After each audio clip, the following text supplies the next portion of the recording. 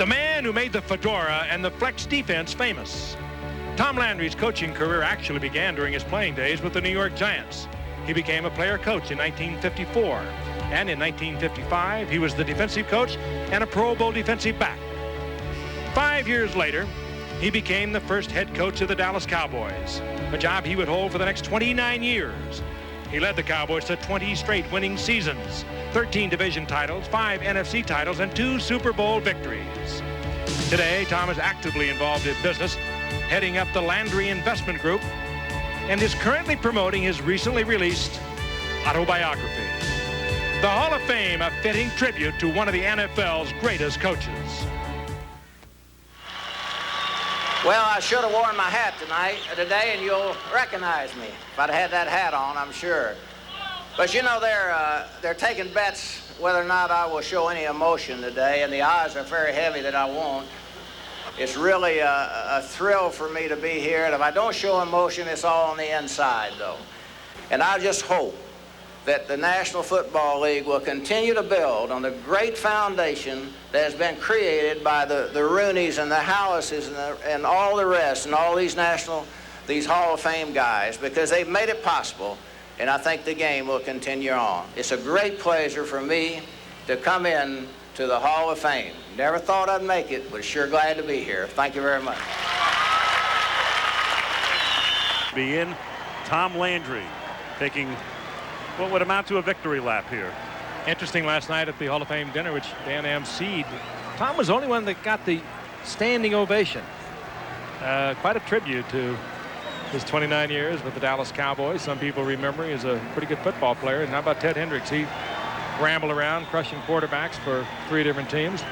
With Landry, Frank, I think it was just indicative of a universal respect, whether your favorite team was the Cowboys or whether it was someone else, you still respected the way Tom Landry went about his business. You liked the way his teams played. I respected the way he left. Yes, and here's maybe the favorite here. Pittsburgh always has a huge contingent that makes the trip over to Canton, Ohio, and of course they have 2 of their own going in today with Jack Lambert and Franco Harris, and Jack just from about 35 miles away, Mantua, Ohio, and so a big contingent down from there. Next to Landry, the biggest ovation probably saved for Jack Lambert. Well, the guy like Landry, I mean, even if you hated the Cowboys and rooted against them and didn't like Tom when he coached, when he's out, you look at that whole body of work, and you just have to appreciate what it all meant when you take the overview. And, of course, the hat. The game isn't quite the same without the hat. Of course, the good years of the Cowboys, it was a long time before they even started winning. He took over in 1960, 1965 before they even broke even on it. And he meant an awful lot. They called it, what, America's team for so many years? Replaced by the Chicago Bears in the mid-'80s when they became hot. I think you clearly had to call the Bears America's team at that time. Getting back to Jack Lambert, though, Jack Hand, the other linebacker from those Steelers of the 70s, now in the Hall of Fame. That leaves, what, Andy Russell, the only man out of the linebacking group. Well, the crowd filing out at Fawcett Stadium in Canton, Ohio, and the Hall of Fame, as they've announced to the crowd, remains open until 8 o'clock. So a lot of the folks will head from the stadium back to the hall, where it's been a big day in Canton. The final score in the football game is Chicago 13 and Cleveland nothing. And long after everybody has forgotten about the game and the score, they will long remember the enshrinees. And we've talked to 6 of them through the course of the game, and we have saved the 7th for last, Mr. Tom Landry, and we congratulate you, sir. Well, thank you. It's great. But they told me it's going to be exciting, and it's been exciting. You were very eloquent up there today, Tom, and I think I said something earlier. You talked about maybe not showing the emotion. I think one of the things that has plagued you, if that's the right way to say to one of the most successful coaches in history, is the fact that you don't show emotion. You've heard it over and over and over, but I think people close to you, and as I feel that I am, know that in there it's burning all the time. Oh, it is. I tell you, it can get really exciting inside, but even, I think I've trained myself not to show emotion on the sideline for, obvious reasons. And but I tell you, I was excited today, I have to admit. Tom, when you look at the way that you were forced to depart the scene in Dallas, this has to be an enjoyable day, all the more so because of that. Well, it really has. This last year's been very interesting. As I said today, you know, you get fired at the start of the year and you get in the Hall of Fame at the end of the year. It's not a bad year, you know. You've done pretty well. You know, it may seem crazy to some people, Tom, but, you know, George Allen is coaching at Cal State Long Beach. Would you ever coach again? Do you want to coach again? No, I'm not going to follow George now. I'm going to let George handle that. I think I'm going to be out of football now. I'm doing a lot of other things at this point, and it's very interesting, spending a lot more time with your family, which is the most important thing anyway. So you'd never say no to, you know, for sure, but, you know, but I don't think so. What did you feel last night, Tom? I pointed out earlier, of all the inductees into the Hall of Fame today, you were the only one that got the standing ovation. Well, I tell you, it's been an amazing year from that standpoint, Frank. You know, people, they seem to identify with me, you know, from the way I was released and so on. They're very receptive. They're very loving in all the situations I've been around. And I think that's what they're expressing, really, to me. And I felt, you know, for me to be the only one with the standing ovation when all those guys I'm going in with, I'm excited about being with them. You know, I don't have a chance as a head coach to be around, you know, top players a lot and have a chance to visit with them as I've had through the week. And you know, Lambert's not a bad guy after all. You know, I sat by him all through because our alphabetical names are together, and he turned out to be a pretty solid guy. Tom, you had Roger Staubach as your presenter. Was there ever, I mean, it's unusual you see a player being the presenter for a coach coming into the Hall of Fame. Was there ever a doubt in your mind that Roger was the man? Well, you know, when I thought about it, sure, there's a lot of people that's done a lot for me, you know, towards my career. But I think the players, you know, from a coaching standpoint, Dan, going in there, it's a lot different than a player. A player goes in on his ability, you know, his athletic ability and what he's achieved. But a coach goes in because he has players performing for him, you know, and that's what I tried to do with Roger, to have Roger represent all the players I've coached through the years that made it possible. Because without those guys, you know, you don't make it very far in coaching. What advice would you give a Mike Ditka coming off a 6-10 season after all the success? He played for you, Tom. You know him well. You know the problems he's had. The heart attack a couple of years ago. He's coming off a really tough year, and obviously he's Mike Ditka. He's volatile. He's explosive. What would you say to him? Yeah, but he's pretty solid, Frank. I think, you know, Mike changed a great deal when he was on my staff. When he first came to me, I couldn't believe it. You know, he was so different than me, my personality and all, and I never thought I'd survive Mike Ditka. But I did. He changed, you know, and the guy's got a great heart. And what do you have to do after any losing season, Frank? You got to go back to the drawing boards again. You got to look at it and see what is happening and set your goals and get on them and work hard. That's the only way I ever know to get out of that valleys that we're in, and we've all been in them before.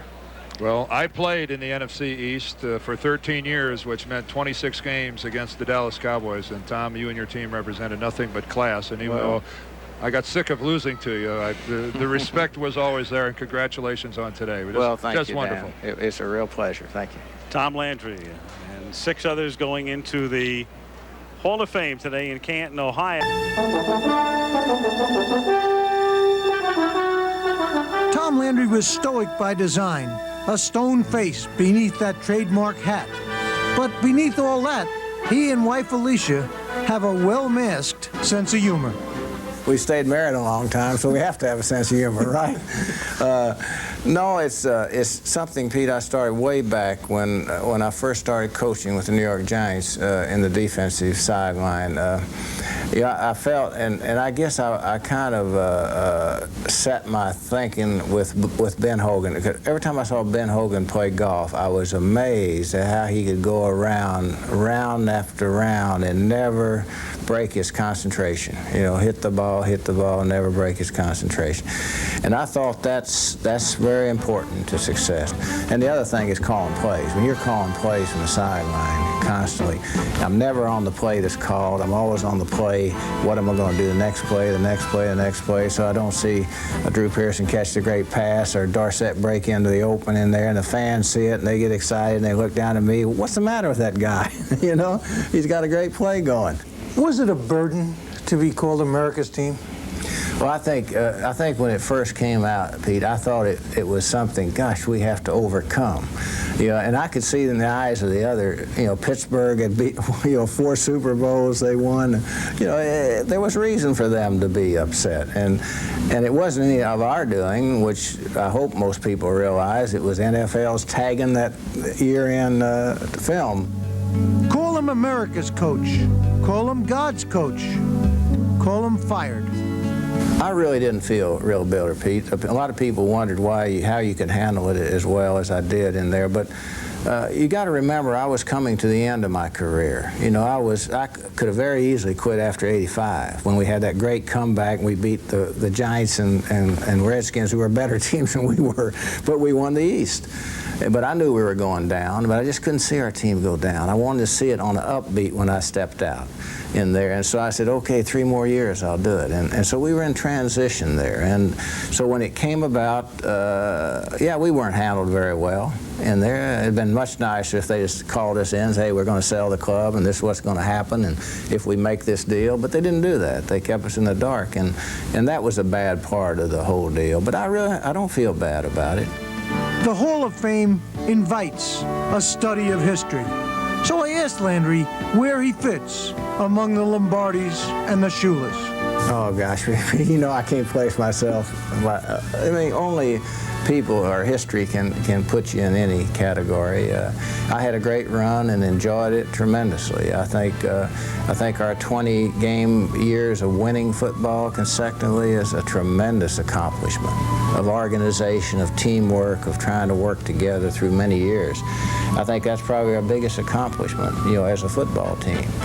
As a coach, I don't know. I never wanted to coach when I was in the 50s. You know, I just happened to develop the 4-3 defense, you know, and I worked on it, and all of a sudden I was getting ready to quit, and here came Dallas with an offer, and my wife and I said, well, let's do it. We'll be fired in 3 years with an expansion team. Will never last. But I didn't realize we had a Clint Murkison as the owner, and when he gave me the 10-year contract, then coaching was my profession then. In 1985, Tom Landry presented Roger Staubach when the Dodger was inducted. It was only fair that today, Roger returned the favor. You know, a little over 20 years ago, a dream came true when I first stepped onto the field at Cowboy training camp as a rookie. 5 years ago, another dream came true when I stood before you as an inductee to this great Hall of Fame. My dreams and those of my teammates were fulfilled because of the efforts of one very special individual.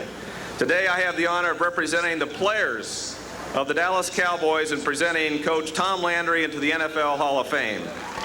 It makes it a little bit special today to have Roger Staubach, you know, and present me for induction into the Hall of Fame. I could talk for hours about Roger Staubach because he is probably,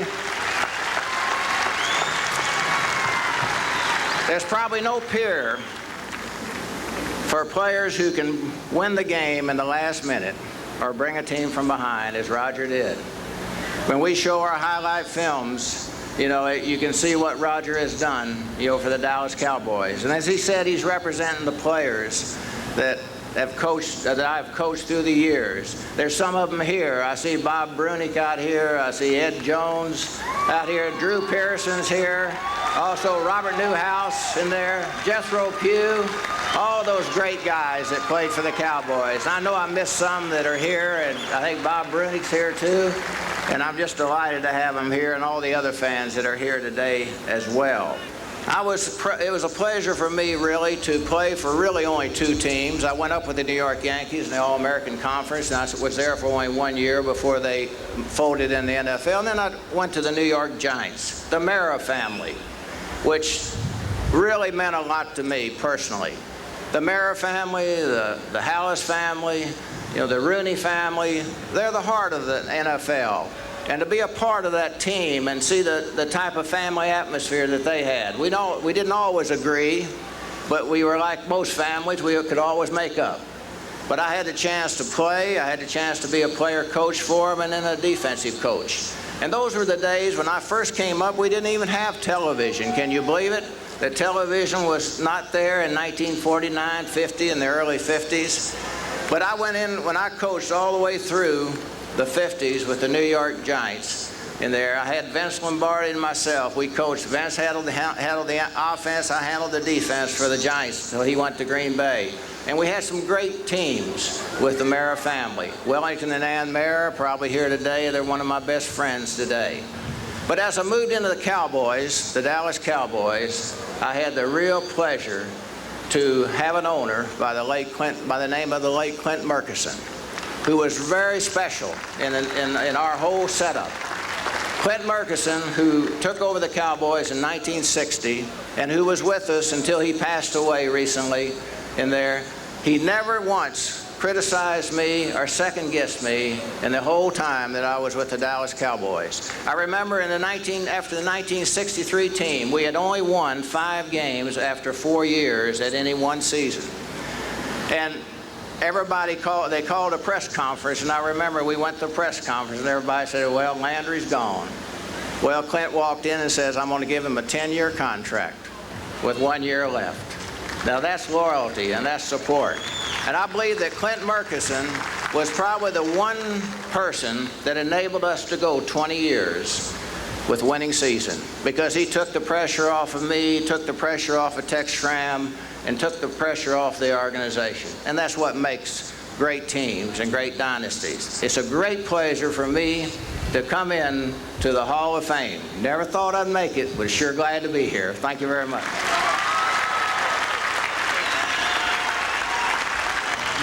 A memorable day here in Canton, Ohio. We'll be back with some final thoughts in just a moment.